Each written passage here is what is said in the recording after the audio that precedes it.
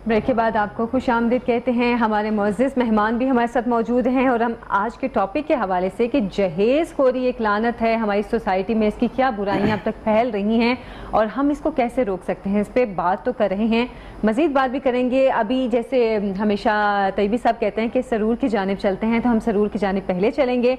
राजा अब्बास ने अभी हमें ज्वाइन किया है। आपको एक तो प्रोग्राम में खुश आमदीद कहेंगे, आपसे गुफ्तगू भी करेंगे, लेकिन सबसे पहले आपसे नात सुनेंगे। मैं चाह रहा हूँ कि अगर आप इजाजत दें मुझे, तो मनकबत भी बहुत अच्छी पढ़ते हैं ये। अच्छा, तो मनकबत मौला हुसैन अगर आप पेश कर दें तो क्या ही कहने। न पूछिए कि क्या हुसैन है या हुसैन है, करम की इंतहा हुसैन है।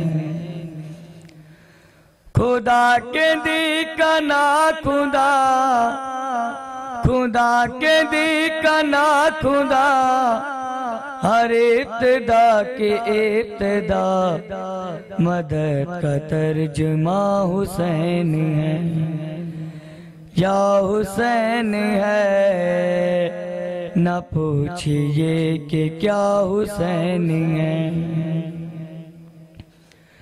फना के बाद फिर मुझे नई हयात मिल गई। फना के बाद फिर मुझे नई हयात मिल गई। इशारे से अजाब से मुझे निजात मिल गई। सवाल जब किया गया,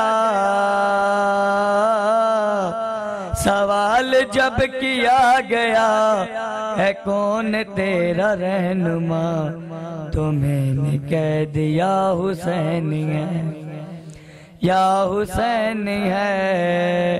न पूछिए कि क्या हुसैन है। पूछिए कि क्या हुसैन है, पुश्तों से मैं नसीर हूँ मंगता हुसैन का। विरसा में मैंने पाया है सदका हुसैन का, और इसका सबूत दे दिया असगर की जंग ने, शेरों का शेर होता है बच्चा हुसैन का। हमने खूबसूरत मनकबत पेश की है आज ये मौला हुसैन पाक की, और हम चाहते हैं कि आज का जो हमारा मौजू है तफसीली इस पर कलाम कर सकें, ताकि हम जो माशरे का एक नासूर है, जो हमारी एक माशरती बुराइयां हैं, दर हकीकत हमारा मकसद भी इस लाहौर की स्क्रीन से यह है कि मौजू को हम समझ सकें, अपनी जिंदगियों पे उसको नाफिज अमल कर सकें। हमारे साथ डॉक्टर आसिफ झा साहब भी मौजूद हैं। डॉक्टर साहब, आप भी आपका आना जाना होता है मुख्तलिफ गाँव में, शहरों में।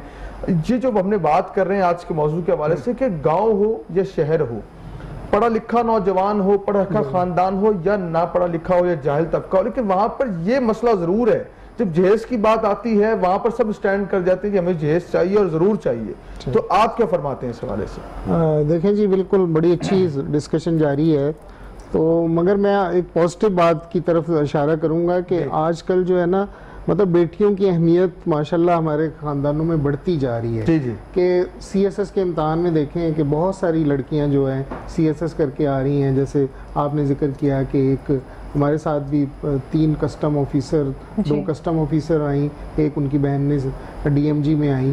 तो इसी तरीके से हर साल माशाल्लाह हमारे ग्रुप में, कस्टम ग्रुप में, दूसरे मतलब अगर 140 लोग होते हैं पास करते हैं, तो उनमें से 40 या 50 से ज़्यादा ख्वातीन होती हैं। और माशाल्लाह इस वक्त सेक्रेटरी लेवल तक भी काफ़ी ख्वातीन पहुंची हुई हैं और दूसरे शोबों में भी पहुंची हुई हैं। थर में हम काम करते हैं माशाल्लाह, और थर के सहरा में हमने देखा है कि ट्रक भी चला रही हैं औरतें।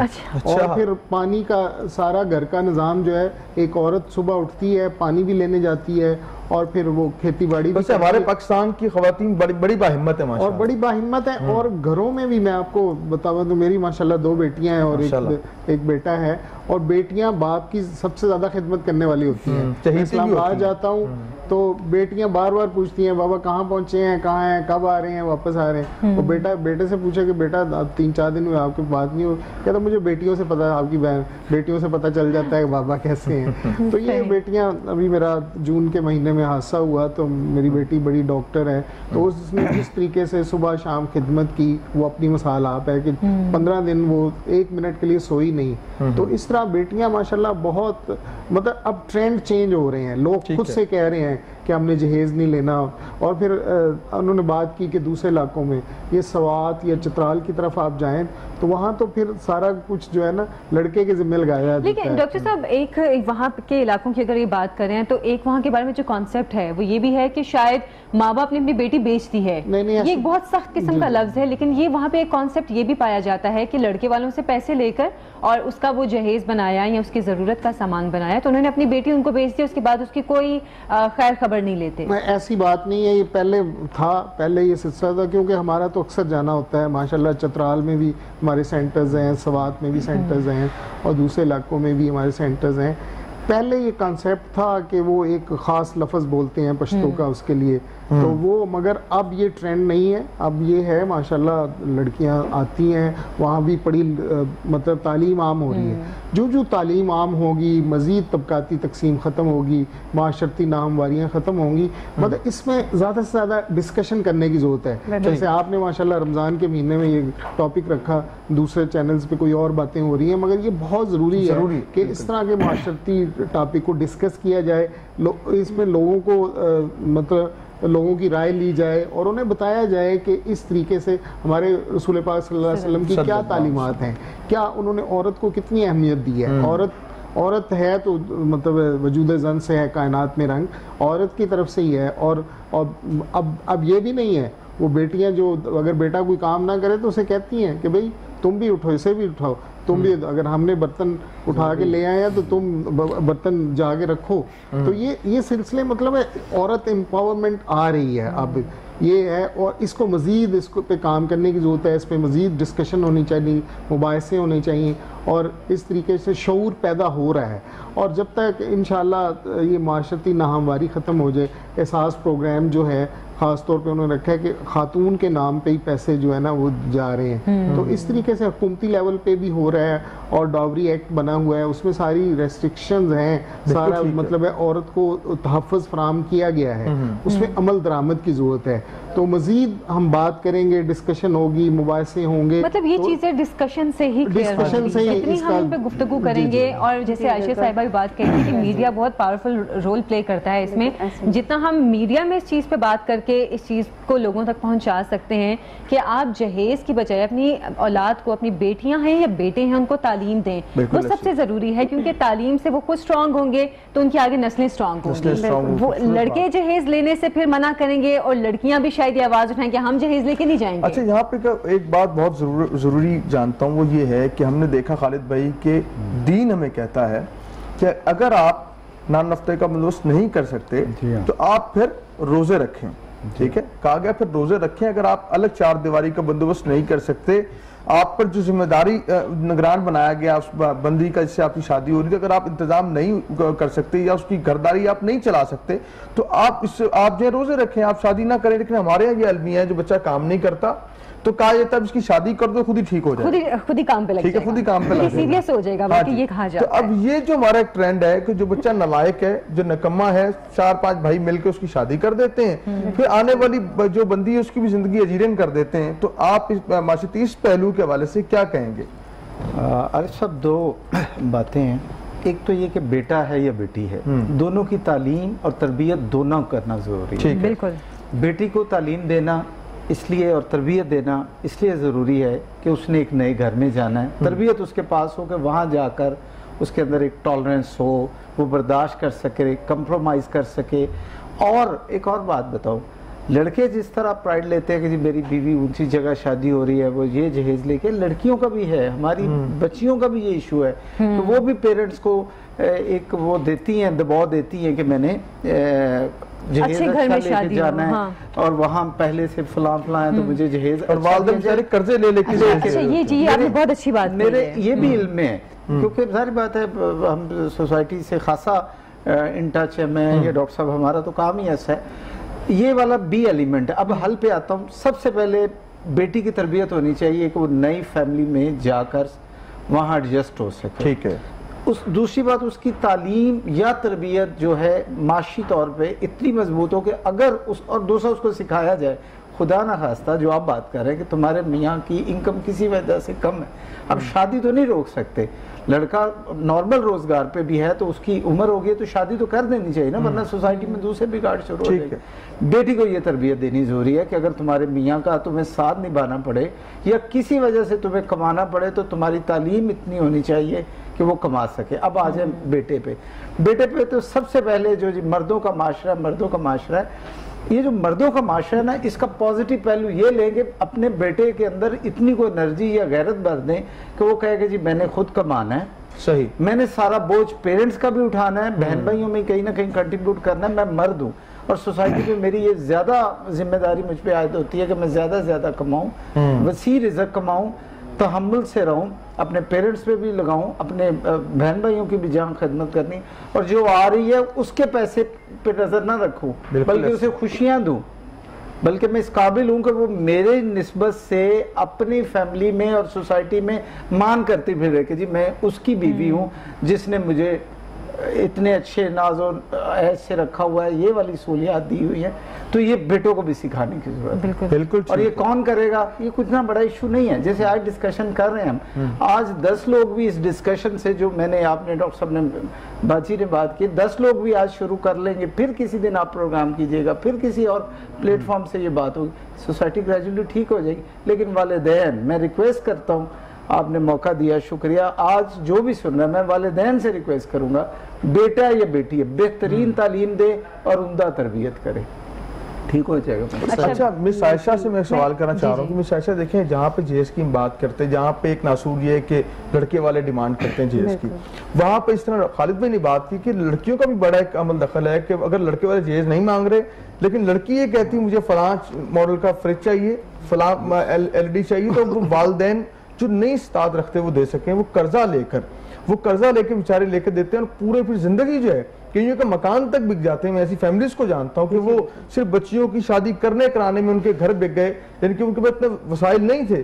तो बच्चियों को आप क्या पैगाम देंगी इस हवाले से जो इस तरह के मामले? बहुत बहुत बहुत इंपॉर्टेंट बात है ये पार्ट जो अभी जिस पे आपने बात की है। मैं जितने लोग इस वक्त यहाँ पे सुन रहे हैं आपके, तो उससे thank you very much for highlighting.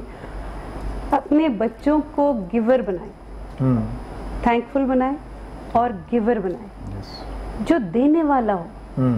जब वो छोटा हो, 3 साल का हो, 4 साल का हो, कोशिश कीजिए कि वो सुबह अखबार आपको लाके दे नाश्ते में। कोशिश कीजिए कि वो सुबह के वक्त आपको आके पूछे कि मैं आपके लिए किचन से कुछ लाऊं। जिस दिन हम अपने बच्चों को देने वाला बना देंगे, तो फिर ये जो लेने का कॉन्सेप्ट है और शुक्रगुजार बना देंगे अगेन, तो हम इन तमाम मसाइल से आहिस्ता आहिस्ता जो दस्तबरदार हो जाएंगे, जिनसे आज हम बरसरे पैकार हैं।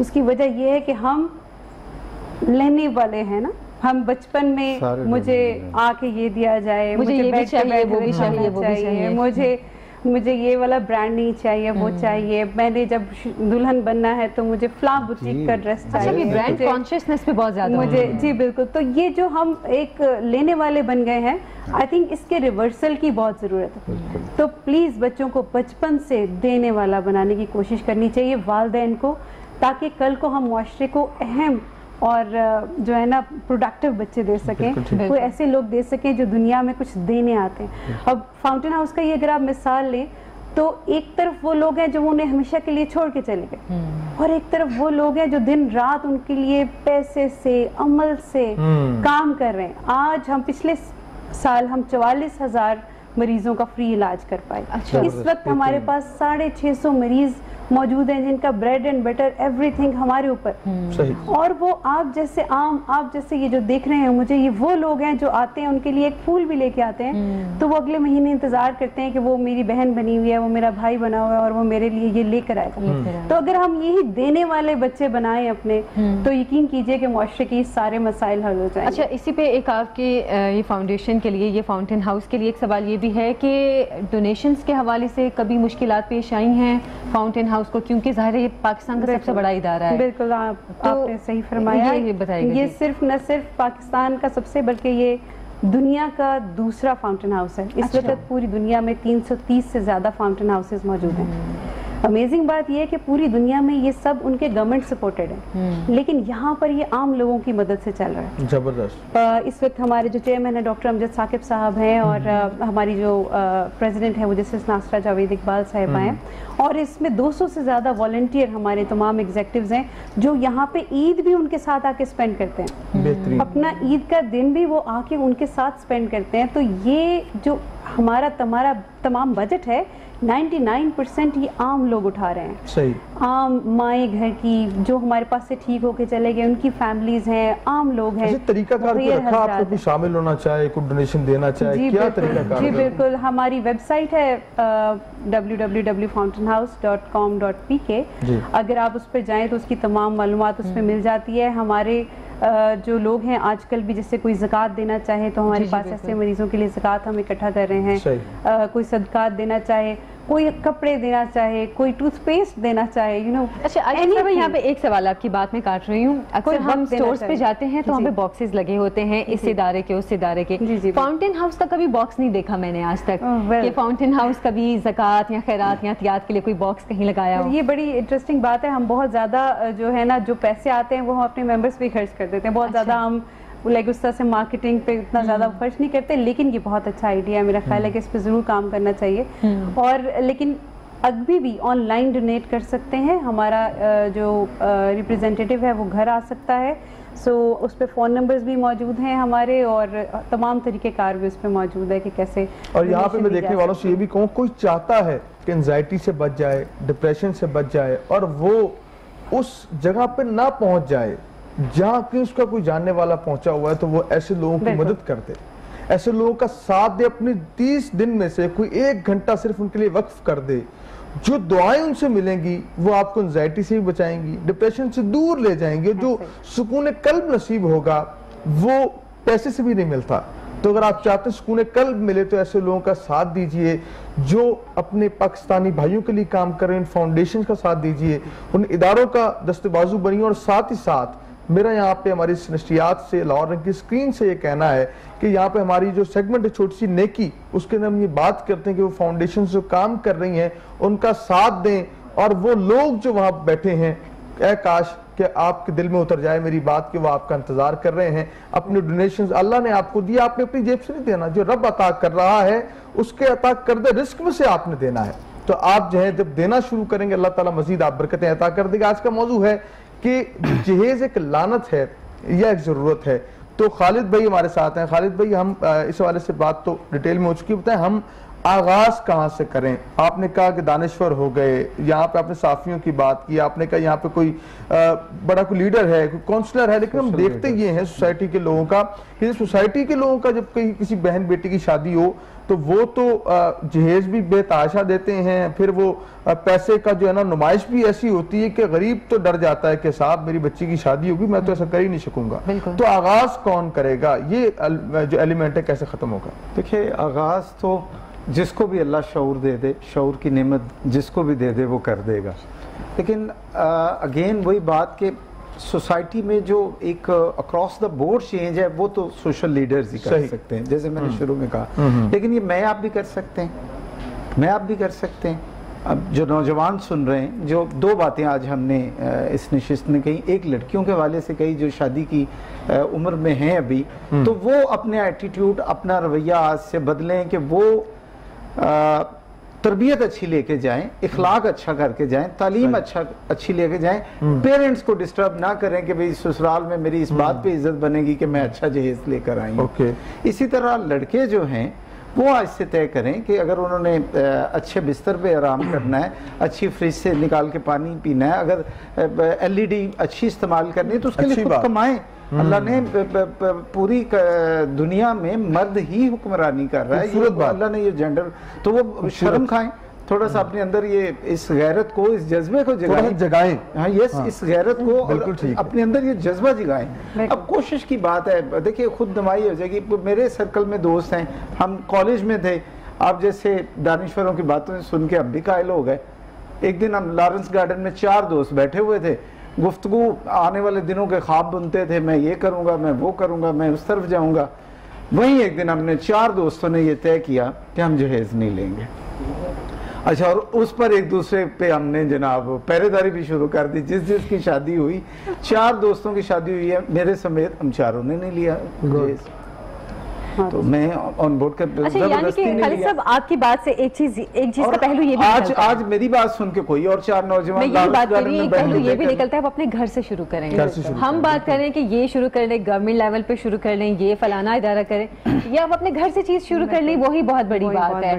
क्योंकि हम अपने घर में अगर ये डिसाइड कर लें कि जो लड़के हैं हम अगर उनकी शादी करेंगे तो हम आगे से जहेज नहीं लेंगे, तो वो चीज वहीं से शुरू हो जाएगी। अच्छा, मेहमानों को शुक्रिया अदा कर लेते हैं। बिल्कुल आयशा साहिबा, आपका बहुत शुक्रिया, आप हमारे प्रोग्राम में तशरीफ लाई, आपसे बहुत अच्छी गुफ्तगू भी हुई।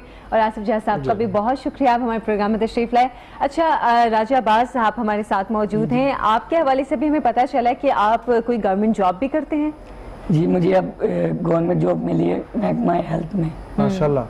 और अभी मेरा 1 मंथ हुआ है, और मुझे जो इशू आ रहा है वो आईडी कार्ड का है। अच्छा। तो वो काफ़ी बैंक्स में मैं गया था, तो वो कहते हैं आपका बायोमेट्रिक नहीं है, और उसके साथ फिर मैं नादरा वालों के पास जाता हूँ तो वो कहते हैं हमने न्यू नहीं बनाना। हालांकि मैं पाउंड से साइन कर सकता हूँ, हर चीज़ कर सकता हूँ, पर वो कहते हैं कि आपका हम नहीं बना सकते। नादरा वाले आईडी कार्ड नहीं बनाते, बैंक वाले अकाउंट नहीं बना रहे। मसला मुझे अभी इस टाइम ये है।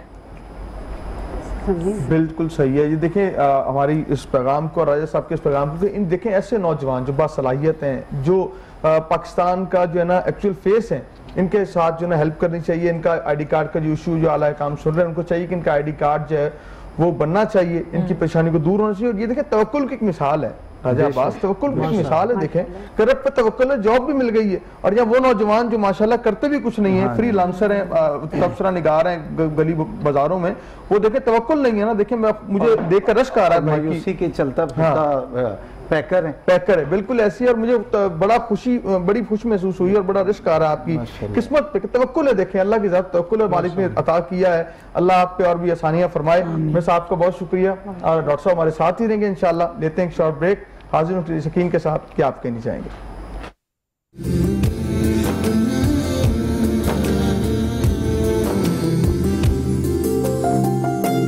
पे कुछ कानूनी राय भी लेंगे, मशवरा भी लेंगे। चौधरी एहसानुल हक साहब हैं, यूथ मिनिस्टर हैं नेशनल यूथ असेंबली के। इनसे हम बात करेंगे कि असल में पाकिस्तान का कानून क्या कहता है जहेज खोरी के हवाले से। लेकिन गुफ्तगू के साथ साथ हम सरूर की जानिब सबसे पहले बढ़ेंगे, तो हमें कारी अतीकुर रहमान साहब आज क्या सुनाएंगे आप? जी, कलाम सैयद नफीस शाह साहब पे लिखा हुआ। बिस्मिल्लाह।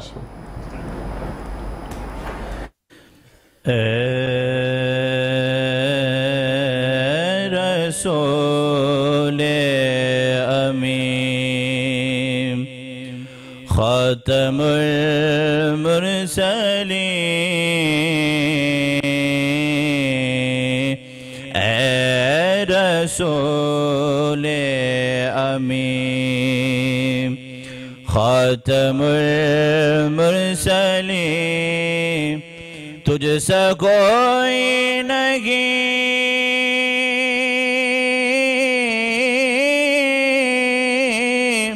तुझसा कोई नहीं है अकीदा ये अपना, बसिद को यकीन है अकीदा ये अपना, बसिद को यकीन तुझसा कोई नहीं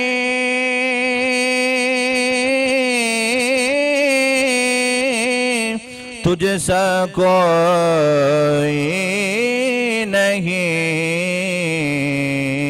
ए रसूले अमीन।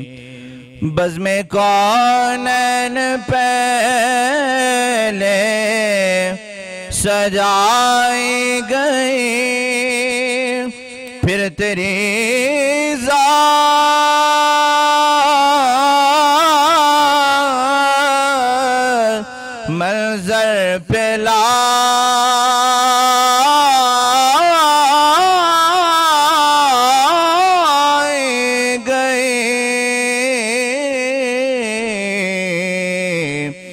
बज़्म कौनैन पहले सजाई गई, फिर तेरी ज़ात मंज़र पे लाई गई। सैयदुल अव्वलीन सैयदुल आखिरीन, तुझसा कोई नहीं,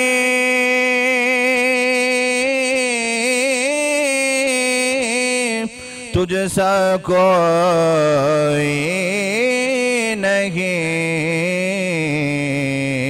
ऐ रसूले अमीन, तेरा सिक्का रवा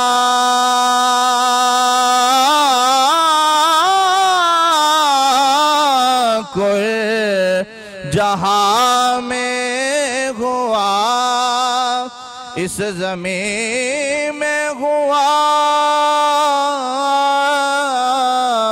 आसमां में हुआ, तेरा सिक्का रवा कुल जहां में हुआ, इस ज़मीन में हुआ, आसमां में हुआ। क्या अरब क्या अजम सब है ज़ेरे नगी, क्या अरब क्या अजम सब है ज़ेरे नगी, तुझसा कोई नहीं,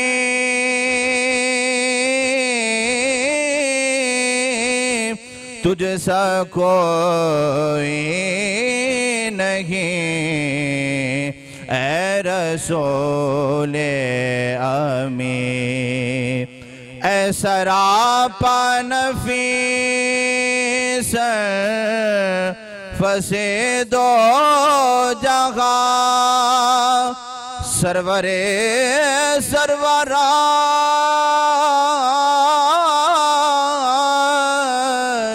दिल बरे आशिका, ऐ सरापा नफीस फसे दो जगह, सरवरे सरवरा दिल बरे आशिका, ढूंढती है तुझे मेरी जाने गज़ी, ढूंढती है तुझे मेरी जाने हज़ी, तुझसा कोई नहीं, तुझसा कोई नहीं। ऐ रसूले अमीन। माशाअल्लाह, तुझसा कोई ने खूबसूरत कलाम पेश किया है, अल्लाह करीम कबूल फरमाए। और हमारा सेगमेंट होता है आज के वज़ाइफ। इस सेगमेंट का मकसद सिर्फ ये है कि आप कोई भी वजीफ़ा करना चाहते हैं, कोई भी वज़ाइफ करना चाहते हैं तो बग़ैर पूछे ना कीजिए, क्योंकि बहुत सारे वज़ाइफ ऐसे हैं आपने उसकी फजीलत पढ़ी, आपने शुरू कर दिया और बगैर किसी परमिशन के, तो नुकसान हो जाता है आपको। आप कहते हैं पढ़ा तो फ़ायदे के लिए था, नुकसान क्यों हो गया? नुकसान इसलिए हो गया कि आपने किसी से पूछा नहीं। कहा कि नहीं जानते तो पूछो, इल्म से पूछ लेना चाहिए। कोई भी काम करें उसको पूछें कि इसके बारे में कितनी तादाद है, फिर इल्म तादाद के हिसाब से चीज़ों को करना चाहिए। इसकी रहनुमाई के लिए एन जाफरी साहब हमारे साथ हैं, आपको खुशामदीद कहेंगे। अस्सलाम वालेकुम। आप कहने के जाफरी भाई बहुत शुक्रिया। आज हमारे देखने वालों को आप क्या बता रहे हैं? जो अभी आप सवाल कर रहे थे कि जो वज़ाइफ करता है, एक आम आदमी जो वज़ाइफ करता अमल के लिए, तो उसमें सबसे मेन चीज़ तो ये होती है कि उसको उसका मालूम होना चाहिए आया ये इल्म जलाली है, जमाली है, इसके आदात क्या हैं, इसकी कैफियत क्या हैं, इसमें रजालुल गायब क्या है, इसकी ज़कात क्या है, यानी हर चीज़ का इल्म होना चाहिए। हाँ, अगर एक अपनी ज़रूरत के लिए इस्तेमाल करना है, पढ़ना है, तो उसमें इतनी पाबंदियां नहीं है। उसमें यह होता है कि उसकी ज़कात दी जाए और उसमें जो अमल आपने करना है या पढ़ना है उसके मुताबिक उसकी तादाद देखी जाए, इल्म आदाद के मुताबिक, जफर के मुताबिक क्या इसकी तादाद है, उसके मुताबिक कौन सी साथ है इसके लिए, कौन सा टाइम बेहतर रहेगा, किस वक्त शुरू करना पड़ेगा और किस तादाद में करना पड़ेगा। जब इन चीज़ों पे मुकम्मल अमल पैरा करेगा, कोई ऐसी बात नहीं है कि कामयाबी नहीं मिलेगी। नाकामी होती इसी वजह से है कि एक तो बेवक्त शुरू करते हैं और दूसरा ये होता है कि ना तो उसकी तादाद पूरी करते हैं, ना को उसकी टाइमिंग लेते हैं, तो वो बजाय फायदे के उलट चीज नुकसान दे देती है, क्योंकि हर लफ्ज के मालिक की तरफ से मौकिल हैं। ठीक है, हर लफ्ज के दो मौकिल हैं। ठीक है, तो जब उनको बेवक्त तंग किया जाएगा, जाहिर है कि वो फिर तंग करेंगे आपको भी।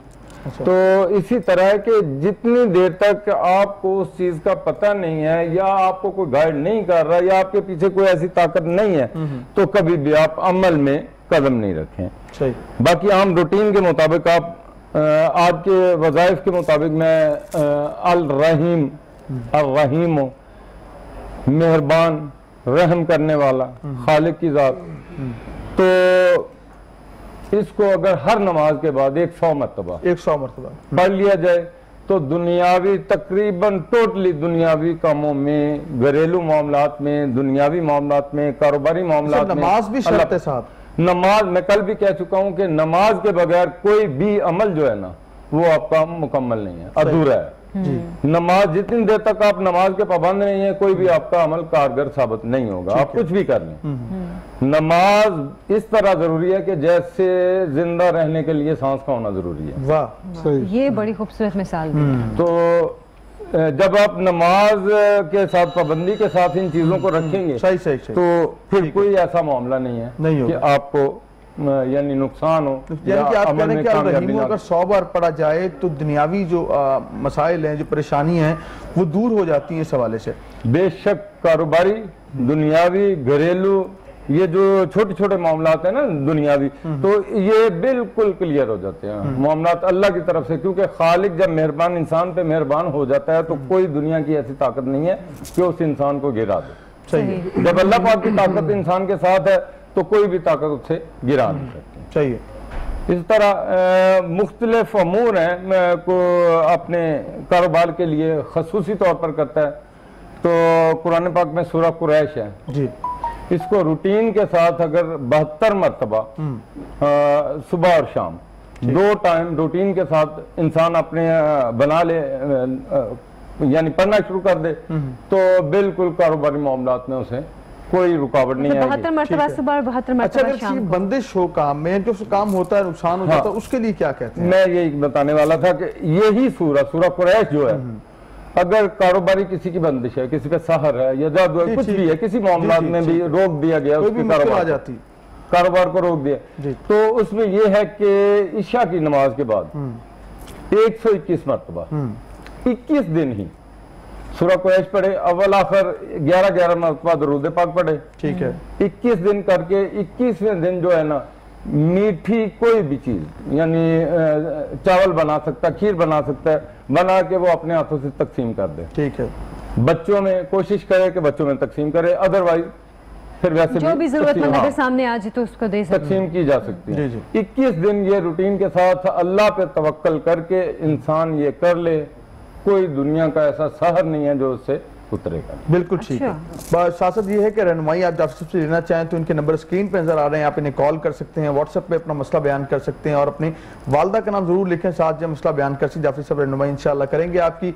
आप 24/7 रब्ता कर सकते हैं जाफरी साहब से, ये आपकी रहनुमाई भी करेंगे। और आपको कोई भी वजीफा आपने पूछना है, कोई भी मामला है, तो आप पहले जो है उसकी रहनुमाई लीजिए, उसके बाद उसको शुरू करें और बगैर किसी रहनुमाई के कोई वजीफा न करें और कोई भी किताब में पढ़कर फजाइल जो है वजीफा नहीं शुरू कर लेना चाहिए। पूरे जो है परमिशन लेने के बाद, किसी से पूछने के बाद वजीफे को करें, उससे आपको इंशाल्लाह फाका भी होगा। हमारे इस प्रोग्राम के सेगमेंट का मकसद सिर्फ ये है कि आप तक आगाही पहुंच सके, लेकिन नमाज शर्त है। नमाज पढ़िए, दुरूद पढ़िए। जब नमाज और दुरूद पढ़ेंगे तो आपके आधे मसाइल तो वैसे ही हल हो जाएंगे। तो आपको चाहिए कि रहमान से लौ लगाइए। जब रहमान बड़ा है, शैतान बड़ा नहीं है, रहमान से लौ लगाइए, इंशाल्लाह अल्लाह करम फरमाएगा। जाफर साहब का नंबर नोट कर लीजिए, जिनसे रब्ता आप कर सकते हैं। और यहाँ पे आपकी बात काट रही हूँ कि नमाज की बात हो रही है, तो नबी पाक सल्लल्लाहु अलैहि वसल्लम ने फरमाया है कि नमाज जन्नत की कुंजी है। तो जब कुंजी आपके हाथ में होगी तो फिर आपके लिए तमाम चीजें तो वैसे ही आसान हो जाएंगी। और आज का मौजू बहुत प्यारा है, और हमारे साथ आज वकील साहब भी बड़े खूबसूरत अंदाज में बैठे हुए हैं। वकील साहब, हम देखते हैं कि कोर्ट के अंदर जो है आए दिन केस होते हैं जी, जहेज के ऊपर केस हो रहे हैं कि जी हमारे जहेज का सामान वापस, अगर बच्ची वालों को डिवोर्स मिल गई है तो वो सामान जो रख लिया जाता है, वो सामान पूरा नहीं मिल रहा, या जहेज ना मिलने पर कभी केस हो रहे हैं, कभी जो ना शादी के बाद केस हो रहे हैं जो जहेज दिया नहीं है। तो ये जो माशरती बिगाड़ है हमारे माशरे में, आप वकील होने के नाते किस तरह देखते हैं और क्या क्या मसाले हमारे माशरे में, और कोई पाकिस्तान कानून के एक्ट ऐसा मौजूद है जो इस हवाले से उनको प्रोटेक्शन फराहम करती है? जी बिल्कुल, पाकिस्तान का कानून इस हवाले से है। हमारा जो सबसे इसके अंदर मेन स्ट्रीम लाइन में जो लॉ है वो डॉवरी एंड ब्राइडल एक्ट 1976 है। उसका सेक्शन जो 2 है वो इस चीज़ से डील करता है कि जो बच्ची को गिफ्ट्स मिलते हैं ससुराल की तरफ से तो वो बच्ची की मलकियत होते हैं। और जो उसका सेक्शन 2B है वो इस चीज़ को डील करता है कि जो उसके माँ बाप की तरफ से उसे गिफ्ट्स, गोल्ड ऑर्नामेंट्स या दूसरी चीज़ें दी जाती हैं वो कल को उससे वापस नहीं ली जाएंगी, वो उसकी मलकियत में शो होंगी। जो सबसे ज़्यादा हमें प्रॉब्लम फेस करनी पड़ती है, जिसके ऊपर एक मैसिव लेवल की कैंपेन चलाने की भी ज़रूरत है, और मैं अपने यूनिवर्सिटीज़ के अंदर लेक्चर्स में भी ये बात अक्सर कहता रहता हूँ कि हमें जो चीज़ चाहिए वो ये है कि निकाह फार्म है ना, जो उसके अंदर एक ऐसा कॉलम बना दिया जाए जिसके अंदर तमाम गिफ्ट्स जो उसके माँ बाप बच्ची को उसको दे रहे हैं वो उसके अंदर लिखे हों, ताकि गवाहों की मौजूदगी में वो चीज़ मजबूती के साथ अपनी कानूनी पेज के ऊपर आ जाए। मसला ये होता है कि वो उन चीज़ों का नेक्स्चर हमारे निकाह फार्म के अंदर नहीं है, और बाद में जब शादी हो जाती है, ये नाजरीन के अवेयरनेस के लिए एक चीज़ इधर बताता चलूँ कि आप कोई भी बात करें, आप कोई भी बात लिखें, आप कोई भी कॉन्ट्रैक्ट करें, क्योंकि शादी भी एक कॉन्ट्रैक्ट है जिसमें इजाबो कबूल होता है, तो आप इस तरह उसे करें कि ये बात आपकी कोर्ट ऑफ लॉ में चैलेंज होनी है और इस बात को आपने अदालत में लेके जाना है। जब आप इस नजरिए से किसी भी बात को लिखेंगे तो आप बड़े मोहतात होकर लिखेंगे और उसके अंदर लीगल लैकूनाज नहीं रहेंगे। जब हम उन चीज़ों को लिखेंगे तो जब कोर्ट के अंदर उनकी सेपरेशन की तरफ मामला आता है तो बच्ची वाले दावा करते हैं, डिफेंडेंट जो लड़का है उसके ऊपर कि हमारा जहेज वापस किया जाए, वो वहां पे एक बहुत बड़ी लिस्ट गिनवा देते हैं। कुछ ऐसे केसेस हमारे आए हैं कि उन्होंने 1 करोड़ रुपए की लिस्ट गिना दिया कि हमने बच्ची को ये दिया था। अब वो बच्चे वाले, लड़के वाले मजबूर होते हैं कि वो इन चीजों तो उन्होंने ली नहीं होती, अब वो ये चीजें कैसे उधर प्रूफ करें या कैसे उनको वापस करें, वो इनके लिए बड़ी हर्डल आ जाती है। तो फिर कोर्ट जो चीज डिटरमिनेट करती है वो ये देखती है कि लड़के का बैंक अकाउंट, उसकी बैंक स्टेटमेंट, उसके एफबीआर के अंदर जो उसने अपने इनकम रिकॉर्ड है जो उसने अपना उधर शो किया हुआ है वो उसका देखेगी, या उनके घर के बिजली गैस पानी के बिल या उसके नाम के ऊपर जायदाद है वो, कि ये इतना कर भी सकते थे बच्ची वाले जिन्होंने उन्हें दिया था या नहीं कर सकते थे, या इन्होंने फेक लिस्ट बना दी है, फेक अपनी वो रसीदात जो है गोल्ड ऑर्नामेंट्स की, फ्रिज, एसी, ओवन, बेड, वो सारी लगा के और बहुत लंबी लिस्ट प्रोवाइड कर दी जाती है और बेसिकली एक झूठ के ऊपर वो मबनी चीजें होती हैं। एक सवाल है, अक्सर मैंने वाकयात देखे हैं ऐसे कि लड़की वाले जब कोई जहेज देते हैं तो उसकी 2 लिस्टें बनाते हैं, एक लड़के वालों को देते हैं, एक अपने पास रखते हैं कि अच्छा हमने ये चीजें दी हैं अपनी बेटी को। लेकिन कुछ मामलात में ये होता है कि लड़के वाले कहते हैं कि ले जी, आपको क्या हम पे यकीन नहीं है कि हमने आप इसमें से चीजें निकाली नहीं है जो आप लोग हमें लिस्ट दे रहे हैं। तो इस पे भी डर के अक्सर ना लड़की वाले फिर लिस्ट नहीं देते हैं, उनको वो अपने पास लिस्ट रख लेते हैं कि अच्छा ये हमने चीजें दी हैं अपनी बेटी को। इस दुनिया में, इस दुनिया के अंदर सबसे ज्यादा जो मजबूर है वो औरत है और सबसे ज्यादा जालिम भी औरत है। बिल्कुल सही कह रहे हैं आप। औरत अगर सही हो जाती हमारे माशरे की, लेकिन मर्द का भी किरदार है, सारी औरत नस्लों को बनाती है। मैं ये समझता हूँ औरत एक माँ भी है, औरत एक बहन भी है, औरत एक बेटी भी है और औरत के बहुत से और किरदार भी हैं। जब एक माशरे के अंदर औरत इस तरह का किरदार अदा करेगी कि अपने बच्चों को वो तरबियत फराहम करेगी कि वो किसी को लालच और हसद की निगाह से नहीं देखेंगे। यहाँ पे जहेज के अंदर डिमांड एंड सप्लाई का मामला है। पंजाब का रूल इस तरह का है, एक बंदा मोहल्ले में जिसका बहुत बड़ा घर है वो अपना बरकी कुमकुमों से घर सजा देते हैं, बहुत ज़्यादा पैसे पे इसराफ करते हैं और मोहल्ले में ऐलान होता है बाकायदा कि आप आए और हमारा वो जहेज और जो पंजाब का है वो हम देखें। अब उसके अंदर मोहल्ले में कोई ऐसा गरीब बच्ची है, कोई उसके दिल में क्या बीतेगी। कलाम लेते हैं। मैं चाहता हूँ शान भाई, आसिफ जहाज साहब, मैं आखिरी में क्या पैगाम देखें आज के मौजू के हवाले से, हमारे नौजवान बच्चे बच्चियों को क्या मैसेज देंगे आप? देखें जी, माशाल्लाह बहुत अच्छी डिस्कशन हुई और वकील साहब ने तो माशाल्लाह सारी सम अप कर दिया कि हमें ज़रूरत है तरबियत करने की ज़रूरत है। घर में ट्रेनिंग और अपब्रिंगिंग जो है ना बच्चों की इस नहज से होनी चाहिए, तालीमात इस्लामी के मुताबिक होनी चाहिए, रसूल पाक सल्लल्लाहु अलैहि वसल्लम के अस्वा हसना के मुताबिक होनी चाहिए। और एक फाउंटेन हाउस की जो मैडम थी उन्होंने बात की कि हमें गिवर होना चाहिए, बच्चों को इस नहज पे तरबियत करनी चाहिए कि वो देने वाले बने, लेने वाले ना बने। तो इस तरीके से और माशरती और तालीम पे अपना फोकस करें और बच्चियों पे ज़्यादा हमें फोकस करना चाहिए और बच्चों के साथ मतलब इस तरीके से तरबियत अगर ठीक होगी तो इंशाल्लाह कल जो है। अच्छा, तरबियत की बात करें आसिफ जहा साहब, कुछ एहतियात के हवाले से भी बता दें आप लोगों को, कोरोना के हवाले से जो लोगों को क्या एहतियात करनी चाहिए और अभी जो थर्ड वेव चल रही है वो तो बहुत ही खतरनाक है। बहुत है, तो इस सिलसिले में हमने पिछले साल भी माशाल्लाह एक कुव्वत मुदाफ़त बढ़ाने के लिए सीरप कोरोना प्लस के नाम से मुतारफ़ करवाया था। तो आप उसको घर में भी आसानी से बना सकते हैं कि आप एक कप गर्म दूध का या गर्म पानी का लें, उसमें 1 चम्मच हल्दी का डालें और 1 चम्मच जैतून के तेल का और 1 चम्मच शहद का। अब देखें हल्दी सदियों से इस्तेमाल हो रही है, एंटी इन्फ्लेमेटरी, एंटीबायोटिक और एंटीसेप्टिक, ये आपके फेफड़ों को देने लिए बहुत मुफीद है। इस तरह जैतून का तेल जो है वो आपको फेफड़ों के लिए ताकतवर है और इसी तरीके से शहद जो है फिश तीनों चीजें बड़ी जो है ना, तीनों चीजों का आप मरकब लेके आप सुबह शाम 1 कप इसका इस्तेमाल कर सकते हैं। क्वारंटीन में आप सुबह शाम लें, बच्चों को आप 1 चम्मच सुबह दोपहर शाम दे सकते हैं। और ये सिरप हमारा जो हॉस्पिटल है, चैरिटी हॉस्पिटल 449 जहाँ ज़ेब ब्लॉक, फ्रीली अवेलेबल है। हमने आज तक 10,000 से ज्यादा लोगों को तकसीम किया है और माशाल्लाह उनको शफा हुई है। और नेचर चीजों में, नेचर हर्ब्स में बहुत ज्यादा शफा रखी है। और अक्सर सबसे इम्पोर्टेंट बात यह है कि आपने मास्क पहनना है। अल्टीमेट वैक्सीन जो है, आपको वैक्सीन लग भी गई है, फिर भी मास्क जरूर पहनना है, मास्क जरूर पहनना है, हाथों को सैनिटाइज जरूर करना है, सोशल डिस्टेंस जरूर रखना है। बहुत शुक्रिया सर आपका बहुत शुक्रिया जब सर, आपका बहुत शुक्रिया। यहाँ लेते हैं शॉर्ट ब्रेक, हाजिर होंगे यकीन के साथ कि आप कहीं नहीं जाएंगे।